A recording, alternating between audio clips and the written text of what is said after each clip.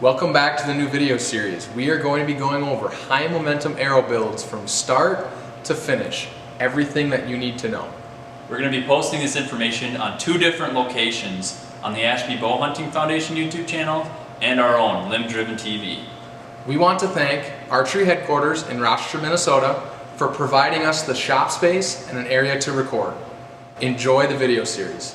For the very first video, we want to be extremely basic and go over all of the parts of arrows and broadheads and make sure that you kind of know what we're talking about when we reference them in a lot of other videos. So let's start first with an arrow. The first part of your arrow that you should know is going to be like your field point. This is probably what's going to be screwed on there most of the time.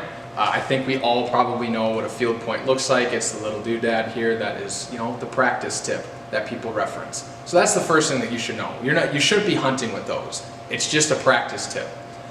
Moving from the front of the arrow backwards, the next thing is going to be inserts. So an insert, like on this arrow that is just red and it's just a little sleeve, that little portion is basically what sticks into the arrow and allows you to screw in a broadhead or a field point. Now inserts vary a lot. You can have something that sticks way into the arrow but also has a sleeve externally.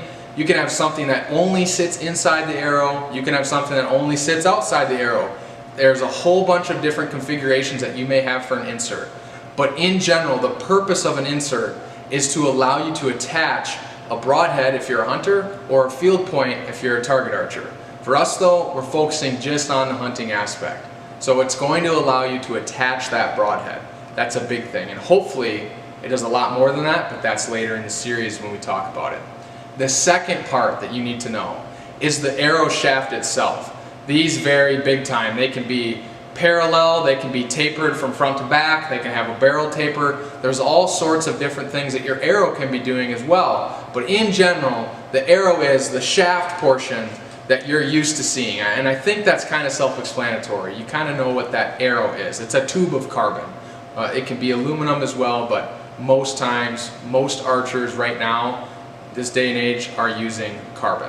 Moving down the arrow, you're going to see that there's a number on that, and that's actually going to be spine. And throughout this series, you will learn a little bit more about what that number means, but what you should know right now is that it's not the weight of your arrow. It actually has to do with how stiff or how weak that arrow is. And that should be printed right there on the arrow, kind of in the middle of the shaft. Moving back towards the end of it, we have our fletching. These can be feathers, they can be plastic veins. There's several different options that could even be plastic little circles that go on there. There's a lot of different things, but in general, the purpose of a fletching is to provide a little bit of resistance in the back and allow kind of the arrow to track super straight and stabilize. The last part's going to be the nock. These are what attach that arrow to the string, kind of clips in there. You might hear like a little tink when you put that on your string. That's the nock. A lot of us will reference parts on our string as the nocking point, so that kind of helps it be a little bit more self-explanatory. Those are your basic parts of an arrow, and throughout these videos, we're probably going to reference those parts. So if you don't know them, make sure that you watch this video a couple of times. Some definitions will be down in the description. Get to know these parts, it's going to help you out. So now that you understand the parts of the arrow, you have to get to know parts of the broadhead. So to start, we're going to go from the very back of the broadhead towards the front. So the very back of the broadhead is going to start with what looks like threads. And then, so we call that the thread area. And then where it goes from threaded to unthreaded is what we'd call the posts. You can see it here on this specific broadhead. It goes from threads to just post. Moving forward on a broadhead, now I'm going to use this broadhead to really kind of point it out. You can start seeing the ferrule. The ferrule is kind of that thick middle portion of the broadhead. It's represented here in black. So that's the ferrule of the broadhead. Moving out towards the edges now, we're going to get towards the grind. And different broadheads have different grinds. We'll discuss that in some future videos. But this specific broadhead is really good at showing you a grind. So we can see there's a grind here. For your screen, it'll be on the right side.